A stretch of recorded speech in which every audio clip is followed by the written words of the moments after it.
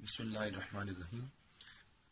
हमारा chapter normal distribution, इसका question number 1 हमने देखा है। इसके पहले 2 पार्ट्स देख चुके हैं और पार्ट नंबर 3 और 4 इन पर बात करेंगे। अभी इन सारे पार्ट्स के अंदर हमें प्रोबेबिलिटी मालूम करने को कहा गया है। ब्रैकेट के बाहर जो पी लिखा हुआ है इसका मतलब है प्रोबेबिलिटी।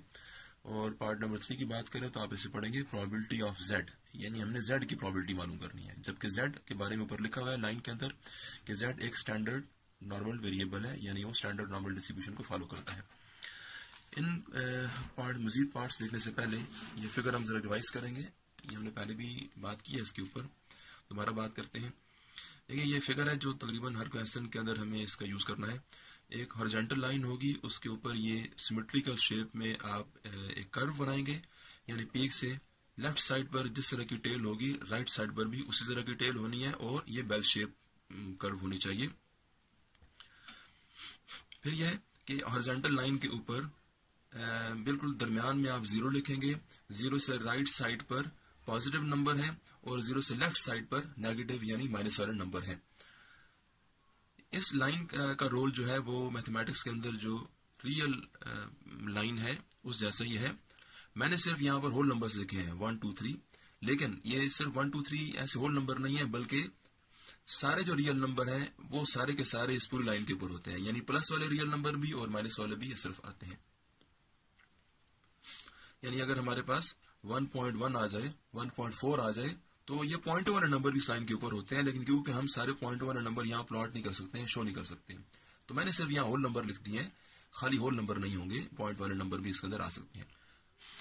ये जो सारी वैल्यूज लिखी हुई है 0 1 2 3 और ये माइनस, ये सारी वैल्यूज हैं रैंडम वेरिएबल जेड की। जो random variable Z standard normal distribution को फॉलो करता है उसकी ये सारी पॉसिबल वैल्यूज हैं। ये जो कर्व है उस कर्व के नीचे ऐसे करेंगे, हम बोलेंगे कि ये जितनी कर्व है सारी की सारी कर्व जो है यहाँ से स्टार्ट होती है, पीक पे जाती है और फिर दोबारा यहाँ आती है नीचे। इस सारी कर्व के नीचे टोटल जो एरिया है वो 1 है। ये जो टोटल एरिया ये जाहिर करता है टोटल प्रोबेबिलिटी को। तो ये सेंटर में जो लाइन है, ये सेंटर में जो लाइन है क्योंकि ये सिमेट्रिकल शेप डिस्ट्रीब्यूशन है, तो या ये कर्व सिमेट्रिकल है, तो जो सेंटर की लाइन है वो एरिया के 2 हिस्से कर देगी। आधा हिस्सा इस लाइन से लेफ्ट साइड पर आ जाएगा और आधा हिस्सा इस लाइन से राइट साइड पे चला जाएगा। तो क्योंकि टोटल एरिया 1 है, तो जब आप 1 का आधा करते हैं तो 0.5 आता है, लिहाजा लाइन से लेफ्ट साइड में भी 0.5 एरिया है और राइट साइड में भी 0.5 एरिया है। तो अभी हमने बहुत अच्छी तरह याद रखना है, इस बात का भी बड़ा इस्तेमाल होगा कि सेंट्रल लाइन से लेफ्ट साइड पर टोटल एरिया 0.5 है और सेंट्रल लाइन से राइट साइड पर भी टोटल एरिया 0.5 है। ये बात हमें क्वेश्चन में यूज करनी है। फिर यह हमें ये पता होना चाहिए कि लाइन के ऊपर ये जो कोई भी नंबर लिखा हुआ है, इस नंबर से राइट साइड पर जितने नंबर हैं वो उससे बड़े हैं और इससे लेफ्ट साइड पर जितने नंबर हैं वो उससे छोटे हैं। मिसाल के तौर पर ये 1 है अगर, तो 1 से राइट साइड पर लिखा हुआ है 2 3 4, ये सारे इससे बड़े हैं, और 1 से लेफ्ट साइड पर है 0 -1 -2, ये सारे इससे लेस होते हैं। यानी किसी भी पॉइंट पर आप मौजूद हैं, चाहे आप माइनस की साइड पर भी हैं, तो वो जो पॉइंट होगा या वो जो नंबर होगा उस नंबर से दाएं तरफ नंबर उससे बड़े होंगे और बाएं तरफ के नंबर उससे छोटे होंगे। ये वो बेसिक बातें हैं जो हमें पता होनी चाहिए। और फिर एक और बात भी है कि हम एरिया टेबल का यूज करते हैं। एरिया टेबल का मसला ये है कि एरिया जो होता है वो हमेशा प्लस का होता है। तो 0 से लेकर 2 तक का जो एरिया टेबल आपको देगा, 0 से लेकर -2 तक का एरिया भी वही होगा। ठीक है, तो इसको हम आगे फिर जिक्र करते हैं काम के अंदर ही, इसको देखते हैं कैसे होगा। ये है जी वो 2 पार्ट्स जो हमने देखे हैं, पार्ट नंबर 3 और पार्ट नंबर 4। मैंने पहले पार्ट नंबर 4 से स्टार्ट लिया है। देखिए यहाँ पर जो है probability of Z greater than -1.96, आपने उसी तरह की ये हॉरिजॉन्टल लाइन प्लॉट करनी है, ऊपर ये शेप बनानी है। अब जी हमारा नंबर क्योंकि ये माइनस का है, हमने अपने नंबर को देखना है सबसे पहले। अगर ये माइनस का नंबर है तो 0 से लेफ्ट साइड पे प्लॉट होगा, अगर ये नंबर प्लस का हो तो फिर ये 0 से राइट साइड पे प्लॉट होता है। लेकिन क्योंकि अभी ये माइनस का नंबर है तो माइनस के नंबर को हमने 0 से लेफ्ट साइड पे प्लॉट करना है। ये पहले भी बताया आपको कि -1.96 मैंने प्लॉट किया है। अगर किसी स्टूडेंट ने इस पॉइंट को थोड़ा बहुत दाएं बाएं कर दिया तब मसला नहीं है, लेकिन यानी ये कोई नाप कर नहीं होता है कि 0 से लेकर आप कोई मतलब नाप कर यहाँ ऐसे नहीं है, बिल्कुल मतलब कोई पॉइंट है। लेकिन इतना है, इसके लिए लाजमी है कि -1.96 को 0 से लेफ्ट साइड पर ही प्लॉट करना है। फिर यह है कि नंबर तो चले यहाँ इस साइड पर आ गए, ये बात हमें पता चल गई। अब हम पढ़ेंगे इस ब्रैकेट के अंदर की चीज को।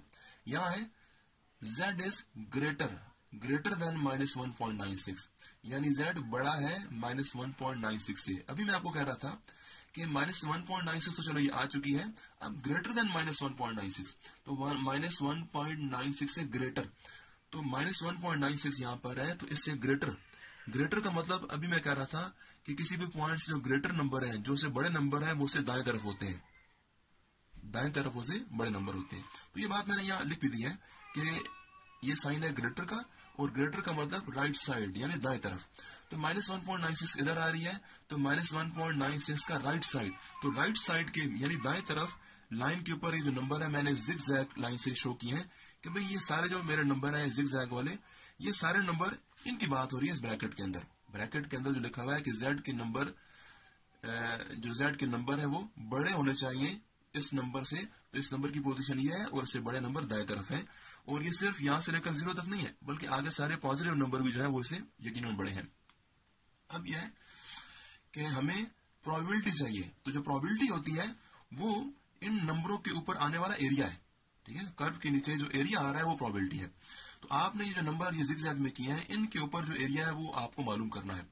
अब मसला ये एरिया का कि ये जो सेंट्रल लाइन है ना, सेंट्रल लाइन से राइट साइड पर अभी मैं बोल रहा था कि वो तो हमने याद करना है कि यहाँ से मैंने एक लाइन खींची है, यहाँ आप इस एरिया के आधे में से लाइन यहाँ खींचिए और इसके साथ 0.5 ये हमें याद रखनी है।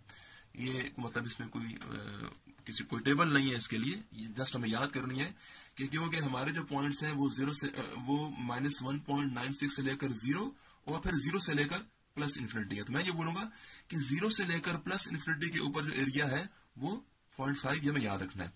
रह गया ये 0 से लेकर -1.96 तक का एरिया, ये जो है ये हमें याद नहीं रखना, ये हमें टेबल से मिलेगा। टेबल से कैसे मिलेगा, हम 1.96 को टेबल के अंदर पढ़ेंगे। तो टेबल के बारे में एक बात अच्छी तरह से सुन लें कि अभी मैं 1.96 को टेबल में पढ़ूंगा तो मुझे वहां से एरिया मिलेगा। टेबल मुझे जो एरिया देगा वो 0 से लेकर 1.96 तक का देगा, यानी जो मेरा टेबल है, जो हमारी बुक में भी टेबल है, वो टेबल हमें हमेशा 0 से लेकर नंबर तक का एरिया देगा।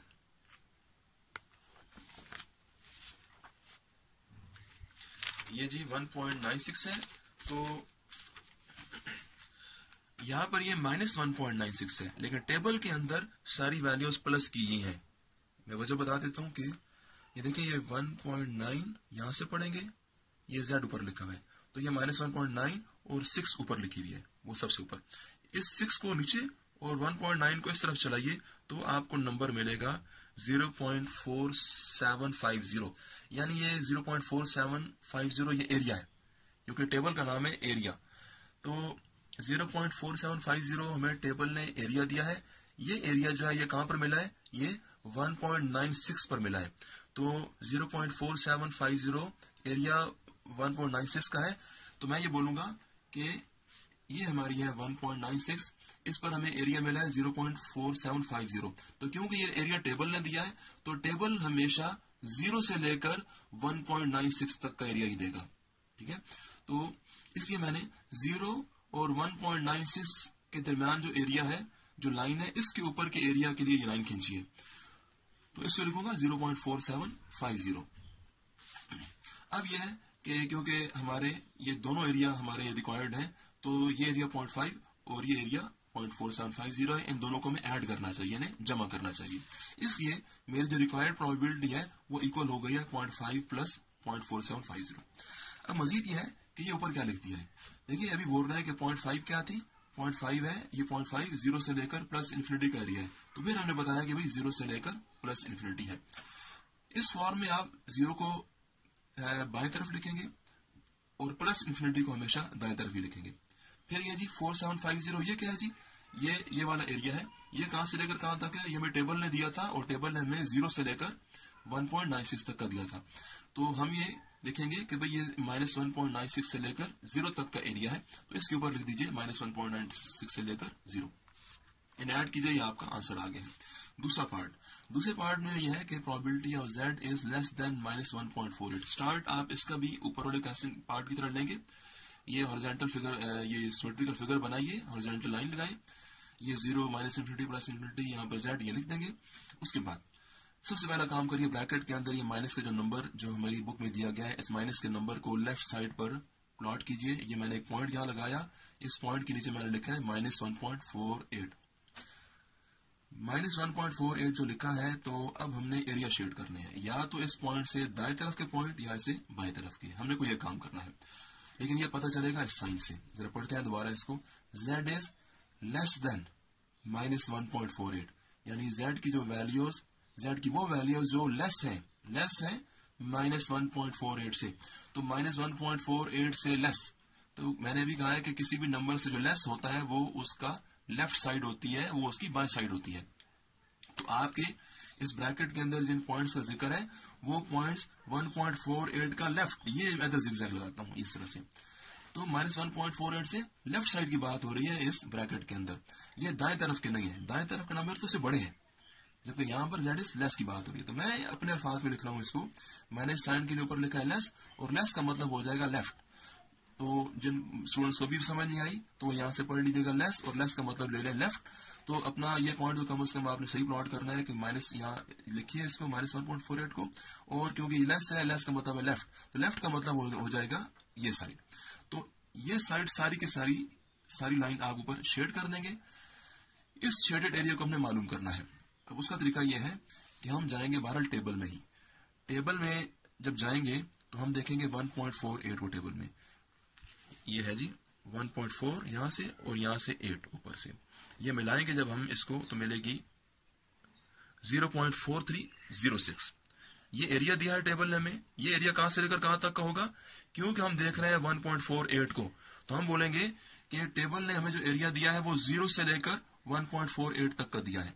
ठीक है, टेबल हमेशा 0 से लेकर नंबर तक एरिया देता है। तो 1.48 पर टेबल में जो एरिया दिया था वो था 0.4306। तो इसलिए हमने 0 और इस नंबर के बीच में ये लाइन खींची है और उसके ऊपर लिख दिया है 0. हमें ये एरिया टेबल ने दिया था। हमें ये एरिया चाहिए नहीं, हमें ये शेडेड एरिया चाहिए। तो शेडेड एरिया अब आपने थोड़ी सी कॉमन सेंस यूज करनी है।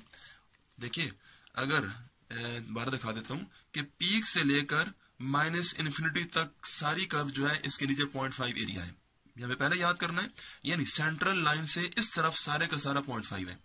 तो पीक से लेकर सारी कर्व के नीचे, यानी पीक से लेकर ये सारी कर्व -इन्फिनिटी तक, इस सारी के नीचे 0.5 है, और उस 0.5 में से इन दोनों लाइनों के बीच में ये एरिया है।